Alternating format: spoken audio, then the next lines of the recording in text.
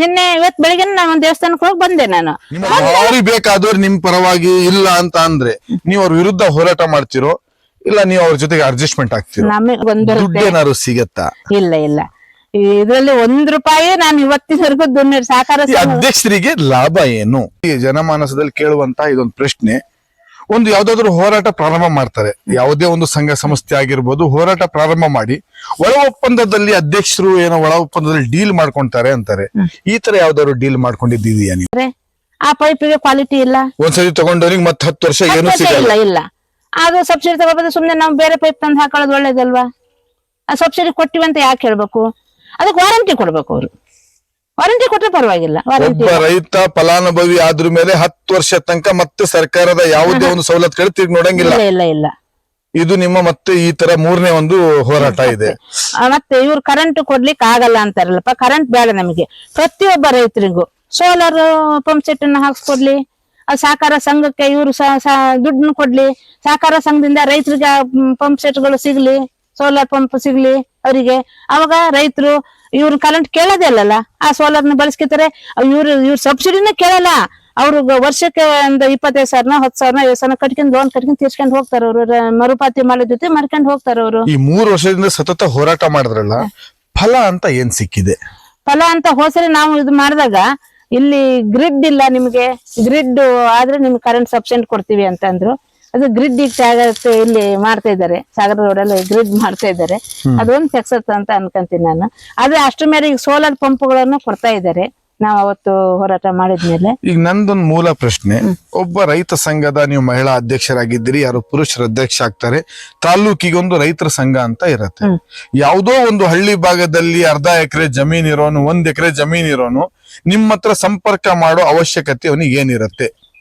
ಜಮೀನ್ ಇರೋನ ಅವನಿಗೆ ಸಂಪರ್ಕ, ಅವನಿಗೆ ಏನಾದ್ರು ಡಿಪಾರ್ಟ್ಮೆಂಟ್ನರು ಅವನಿಗೆ ಖಾತೆ ಇಲ್ಲದೆ ಇದ್ದಾಗ ಡಿಪಾರ್ಟ್ಮೆಂಟ್ನವ್ರು ಏನಾದ್ರು ತೊಂದರೆ ಕೊಟ್ರೆ, ಅವ್ನ ಜಾಗ ಬಿಡಿಸ್ಲಿಕ್ಕೆ ಬಂದ್ರೆ ಅಂತ ಸಂದರ್ಭದಲ್ಲಿ ನಮಗ್ ವಿಷಯ ತಿಳಿಸಿದ್ರೆ ನಾವು ಹೋಗಿ ನಿಲ್ತೀವಿ. ಅಲ್ಲಿ ನಾವು ಹೋಗಿ ಸಪೋರ್ಟ್ ಮಾಡ್ತೀವಿ ಅವರಿಗೆ.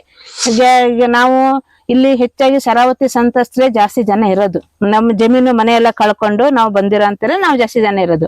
ಅಂತದ್ರಲ್ಲಿ ಇವ್ರು ಎಲ್ಲ ಅವ್ರ ಜೀವನಕ್ಕೆ ಮಾಡ್ಕೊಳಕ್ಕಾಗಿ 1 ಎಕರೆ 2 ಎಕರೆ 5 ಎಕರೆ ಜಾಗನ ಮಾಡ್ಕೊಂಡು ಸರ್ಕಾರ ಜಾಗದಾಗ ಇರ್ತಾರೆ.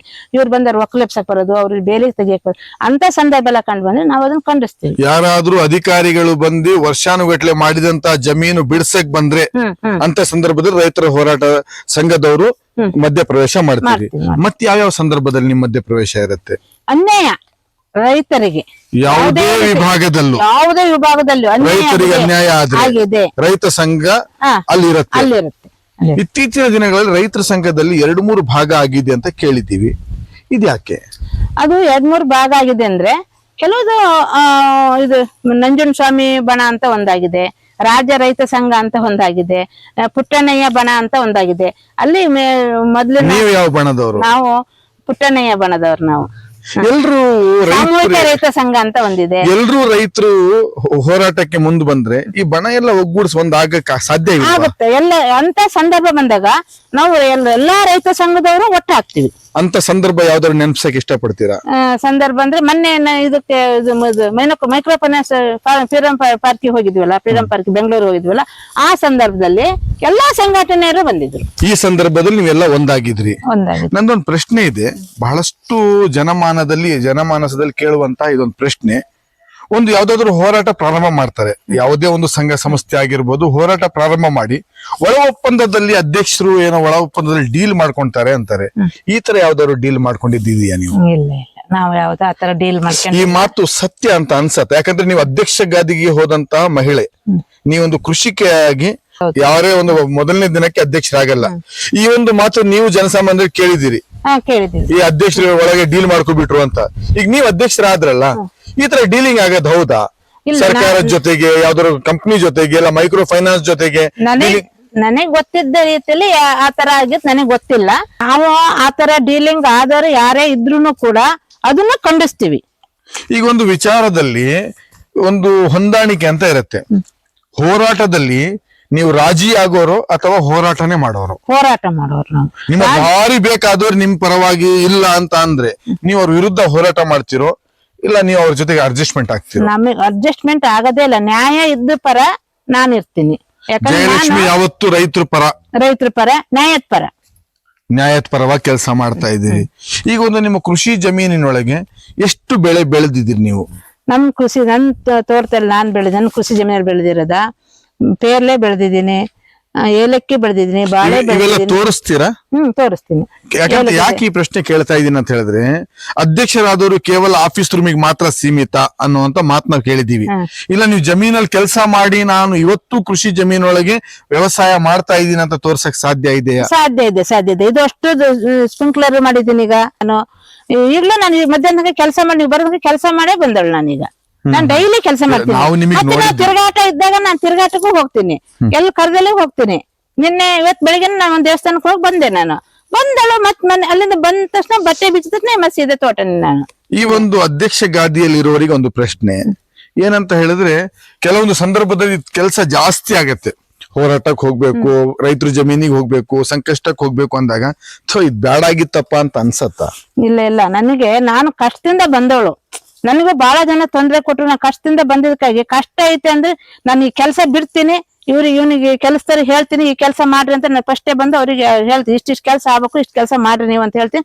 ನಾನು ಬಟ್ಟೆ ಜಮೀನಲ್ಲಿ ಕೆಲಸಗಾರರು ಇದ್ದಾರೆ, ಕೆಲಸಗಾರಿದ್ದಾರೆ, 2 ಜನ ಇದಾರೆ. ಈಗ ಅವ್ರಿಗೆ ತೋರ್ಸ್ಕೊಟ್ಟು ಹೋಗ್ತೀನಿ, ಇಷ್ಟು ಕೆಲಸ ನೀವು ಮಾಡ್ರಪ್ಪ, ಇಷ್ಟು ಮಾಡ್ತಾ ಇರಿ, ನಾನು ಬರ್ತೀನಿ ಅಂತ ಹೇಳ್ತೀನಿ.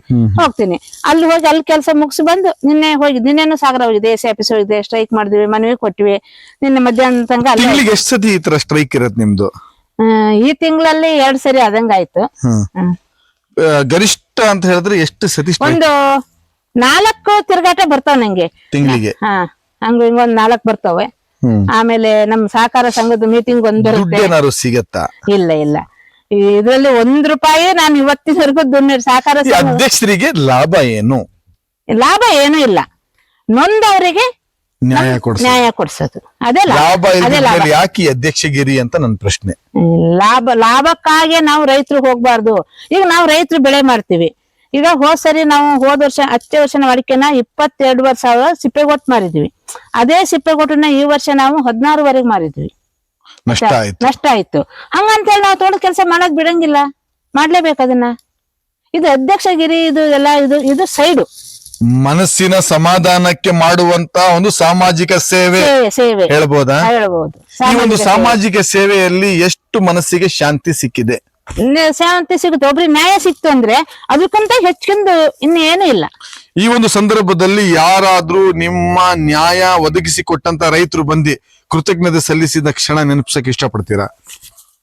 ನಾವು ಮಾಡಿರೋದ? ಹೌದು. ನಾನು ಸಹಕಾರ ಸಂಘದಲ್ಲಿದ್ದಾಗ ತುಂಬಾ ಜನರಿಗೆ ಲೋನ್ ಕೊಟ್ಟಿದ್ದೆ ಅಧ್ಯಕ್ಷರಾದಾಗ.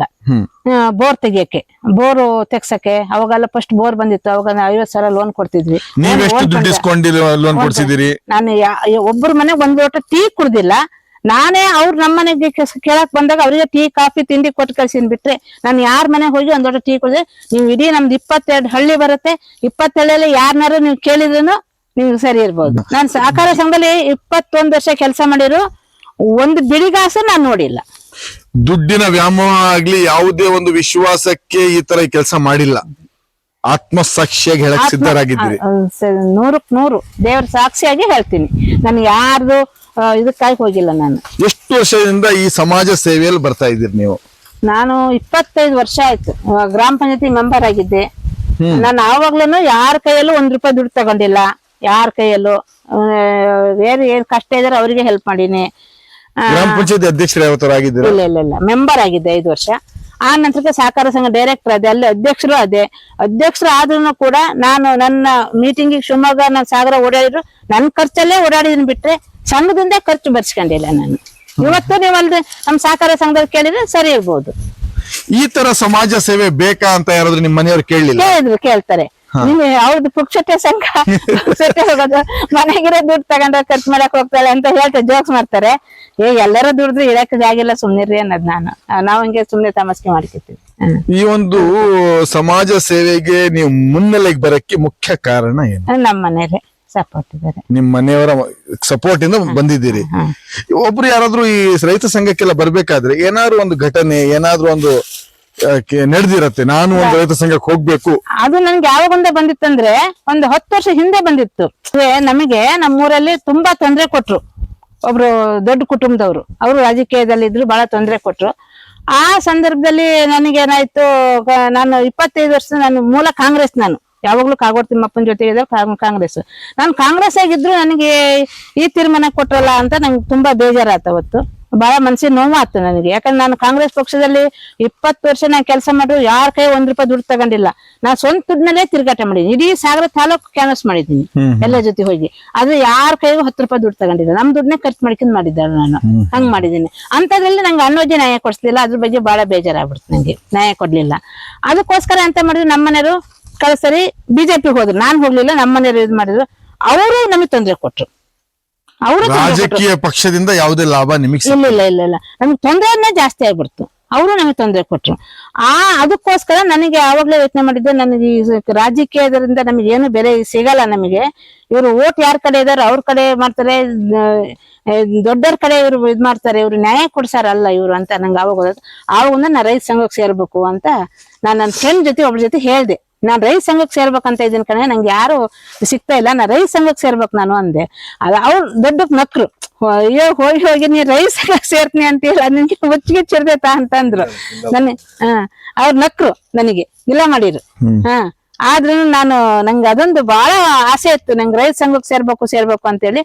ಅಂತ ಆಸೆ ಕೊನೆಗೆ ನಿಮ್ಮ ಸ್ವಂತ ಸ್ವಾರ್ಥಕ್ಕೆ ರೈತ ಸಂಘ ಆಯ್ಕೆ ಮಾಡಿದ್ದೀರಿ ಅಂತ ನನ್ನ ಪ್ರಶ್ನೆ ಏನಾದ್ರು ಕೇಳಿದ್ರೆ ಏನು ಉತ್ತರ ಕೊಡ್ತೀರಿ? ನನಗೆ ಆಗಿರೋ ತೊಂದ್ರೆ ಬೇರೆ ರೈತರಿಗೆ ಆಗ್ಬಾರ್ದು, ದೊಡ್ಡರಿಂದ ಕೆಳವರ್ಗದವರಿಗೆ ತೊಂದ್ರೆ ಆಗ್ಬಾರ್ದು.